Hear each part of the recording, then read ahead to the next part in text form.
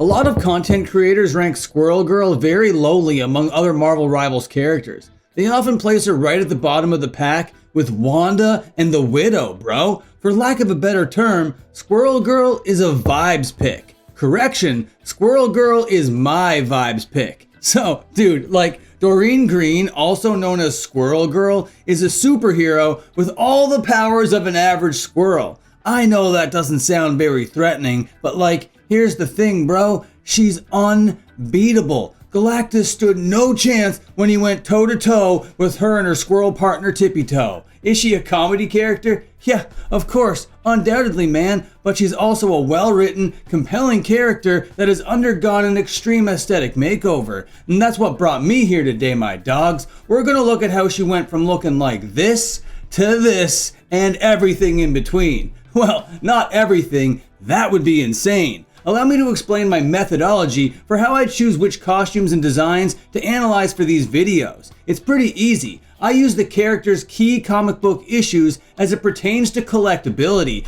first appearances, first meetings, first new costumes, first new artists, and cultural significance. For this, I use keycollectorcomics.com to narrow down my picks. But not all my picks come from this site, but it is a hell of a resource. Okay, with that out of the way, it's time to grab your nuts and hold on to your butts. This is the comic evolution of the unbeatable Squirrel Girl. Her first appearance came in 1992 for Marvel Superheroes number 8, written by Will Murray, with plot, pencils, and inks done by the legendary creator of Spider-Man himself, Steve Ditko. And as the story goes, when Will first conceptualized the character, he had in mind what he called a Mary Martin Peter Pan forest outfit. However, bro, when Steve's pencil pages came back to Will, Doreen looked much different than what he originally envisioned. She was drawn like this. Steve Ditko was over 70 at the time, bro, but that's no excuse for whatever monstrosity this is. But what can you say to a man who created Spider-Man? So, naturally, Will asked Steve what he was thinking when he drew this thing. Steve said that she should look like what she is. Simple as that. Spider-Man looks like Spider-Man. Squirrel Girl should look like Squirrel Girl. Fair enough, I guess, bro. Even though Will didn't like the design, he trusted Steve. Well, it was Steve's clout that probably did most of the heavy lifting, to be honest, but that's just my speculation, of course. Ultimately, she did look like her name and powers, but unfortunately, I must reiterate, she looked like this. After her first appearance, Marvel decided not to include Squirrel Girl in their lineup of heroes because she was seen as quote-unquote not a Marvel character. In this story, Doreen is a lighthearted foil to Iron Man. She also defeats Doom by unleashing a parade of squirrels upon him. Her ability to defeat high-powered enemies without breaking a sweat became her entire gimmick. Her Steve Ditko design was alarming, especially to those with eyes. Her face was insanely off-putting, and in the right lighting, bro, this is a face of a horror villain. Doreen would remain on the proverbial shelf as a neglected relic of a strange bygone era until 2005. That's when future Spider-Man creators Dan Slott and Paul Pelletier dusted her off for the GLAXMAS. The GLAXMAS was a parody comic, and its lighthearted tone was a perfect fit for a character like Squirrel Girl. To my surprise, dude, the book is actually funny. Normally, when comics writers try to use humor, it comes across as heavy-handed and annoying. This book is self-aware enough to pull it off. It pokes fun at comic books, their readers, and their creators. It's an equal opportunity satire, and they actually kind of nail it. I'm not gonna go into all the beats of this issue because, well, Squirrel Girl isn't even really in it. She appears at the very top to give a PSA of sorts. During it, we see that her appearance has dramatically improved from her debut. Instead of a fur vest, now it's a fur onesie over top a dark skin-tight bodysuit. She still kinda looks silly, but putting her in a bodysuit is the kind of trope that she needs to feel like she belongs in a Marvel parody story. She's got these matching fur gauntlets and shin guards, and she's also sporting a utility belt with a few pouches on it. This design has that rummage through an attic DIY vibe that Steve Ditko originally aimed for.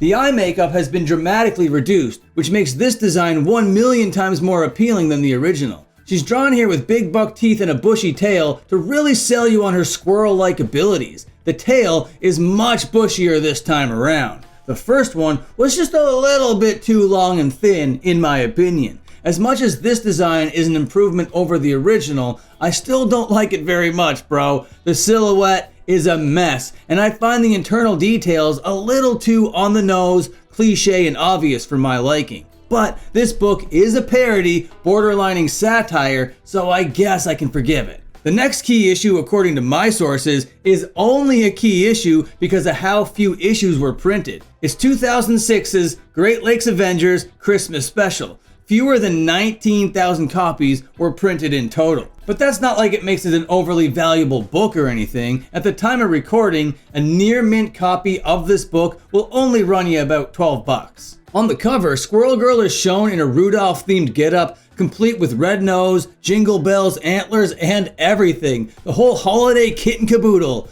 To be honest, it's kind of a cute look, but I do think it's pretty funny that the fur onesie has abs. Inside the book, she finally gets her Peter Pan outfit that Will Murray initially had in mind for her all the way back in 1991. I'll be quite frank, Will should have pushed back against Steve's rendition of the character because this whole Peter Pan Squirrel Girl thing really works. So much more than that first atrocity. Like, here's her wearing the Peter Pan outfit with a flight cap, and I'm getting real Amelia Earhart vibes. The goggles on the flight cap are one of my favorite design elements to ever be included on Squirrel Girl. This is a badass look, not gonna lie. Thus far, this is the strongest design, and it comes to us in a holiday special one-shot that literally no one read. This book flew under the radar and gave us 2 solid Squirrel Girl designs. The artist on the title, Matt Haley, did a great job honoring Will Murray's original vision. I love it. Another 9 years would go by before we run into another Squirrel Girl key issue. That's because in 2015, she got her very first ever solo run, written by Ryan North and art by Erica Henderson. It's here we start to see Doreen evolve into the character we know her as today. The furry onesie remains, this time with no bodysuit underneath. In place of it, it's just a pair of leggings. Her tail is bigger and fluffier than ever. In this issue, her squirrel ear headband makes a debut, along with her now iconic leather bomber jacket. I'm a big fan of this design, dude. It suits her powers and personality perfectly, all without any distracting elements like the hideous eye makeup from the years of yore. I guess I haven't really described her personality yet. Let me do that real quick. Doreen is a quirky college girl who likes to sing superhero theme songs as she's partaking in superhero activities. She's always chillin', cracking jokes, and being casual. In other words, she's just cool, man. Oh, and I also forgot to mention her main power. Not only does she have all the abilities of a squirrel, she also has the ability to communicate fluently with them. In other words, she can talk to squirrels, bro. When she's out and about, Doreen just tucks her tail into her pants and she's good to go. Identity concealed perfectly. I like how they go with the Superman approach of hiding her identity. They don't. Face fully out. After this solo series, SG found herself a nice little cult audience and has been a solid part of the Marvel Universe ever since. Now, she has over a decade of consistent appearances under her belt. Time of recording. In 2016, she showed up in the all-new Wolverine #7 by Tom Taylor with art by Marcio Takara. In this book, Wolverine is a woman. If you're unfamiliar with Lady Wolverine, allow me to explain. Her name is Laura Kinney, and she's a clone of the original Wolverine to be used as a weapon. She escaped that life with the help of her mentor and father figure, Logan, the original Wolverine. In this story, OG Wolverine has fallen, and Laura has taken up the mantle of Wolverine to carry on his legacy. As far as Squirrel Girl's involvement goes, she barges into new Wolverine's home late at night with a real living Wolverine in hand to cheerfully tell Laura that she has wronged the squirrel world. Apparently, Laura caused a car crash in a previous issue, and in the process of the wreck, a tree fell over. The reason why this is such a big deal is because that tree was a home to a family of squirrels. Now, the squirrel dad from that family has gone missing, and Doreen demands that Wolverine help her find him. The story is fun, and there's more emotional weight on the bone than I was expecting. I love the relationship between Laura and her quote-unquote sister Gabby. This book doesn't just feel like a female reskin of Wolverine. It feels like a substantial reconceptualization of the character. Really solid writing and art in this book. I'm definitely going to continue reading it. As far as Squirrel Girl's look is concerned though, no major tweaks to note other than the art style. She remains otherwise unchanged. Also in 2016, the Great Lakes Avengers was brought back for a limited time series. Unfortunately, Doreen is not a main character in this book because she's a part of the regular Avengers. But she does appear for a few panels, and in those few panels, she's drawn only from the waist up, and there's no changes to note here. It only took 25 years, but they finally landed on a solid,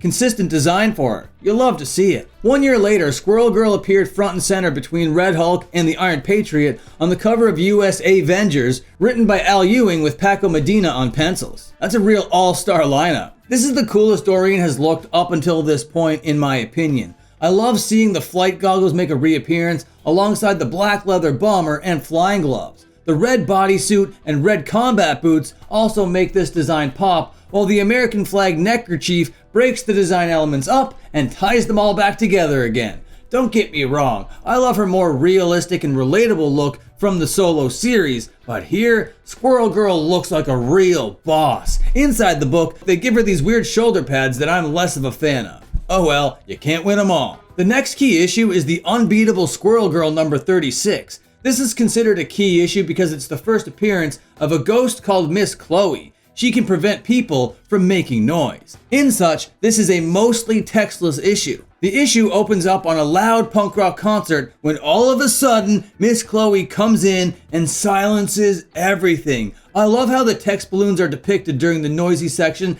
because they serve a narrative function while providing no discernible dialogue. Extremely clever stuff on display here from artist Derek Charm. This is the first time I'm noticing Doreen's acorn earrings too. Other than that, dude, no alterations to the outfit. That all changes in the next key issue though. Coming 4 issues later, in number 43 of her solo book, SG finally gets a new costume. I don't know if you're ready to see it, bro. It's literally the coolest thing I have ever seen. Here she is, and she's fucking perfect. We did it, boys. We found her best costume. This one actually conceals her identity. Imagine that. This is the coolest squirrel-themed mask of all time. The bomber jacket is now yellow and brown with fur lining. The black spandex with the yellow racing stripe makes her seem more agile and athletic. Now, this is Squirrel Girl. If Steve Ditko wasn't 70 when he came up with her look, this is actually what he would have come up with. This looks like Squirrel Girl in this same way that Spider-Man looks like Spider-Man. If you showed this design to someone who didn't read comics and maybe only watched the films or whatever, they'd probably name this character Squirrel Girl themselves.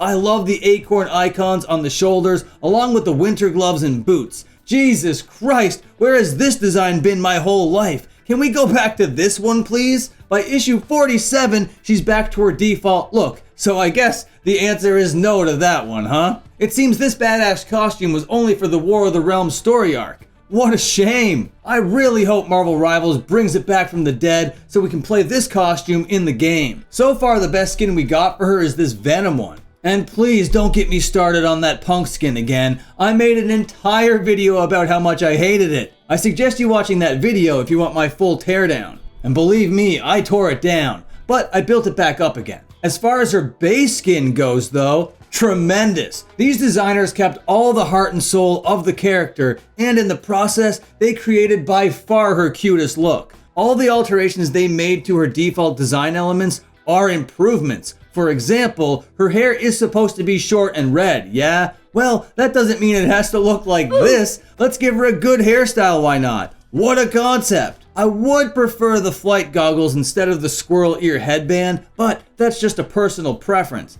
The bomber is made better by the texture of the sleeves. I love how they flare out at the wrist like that. This gives the character a more distinctly unique appearance. It's out with the onesie and in with the crop top and furry booty shorts. The shorts remain pretty true to the comic book look, and I love the idea of separating the top from the bottoms. Her acorn icon is used as a belt buckle and as accents on her shoulders and back. Her buck teeth are presented more like a slight overbite, and I like the additions of freckles to her face.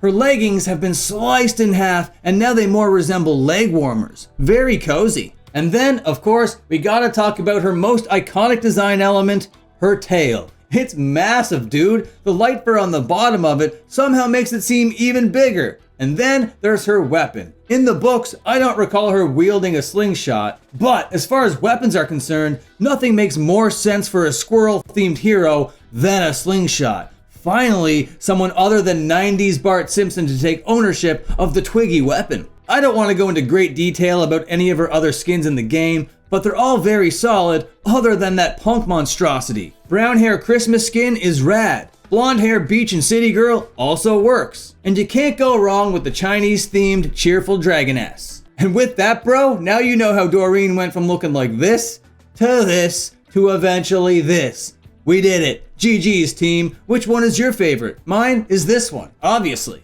Okay, hit like, press subscribe, and take care of yourselves.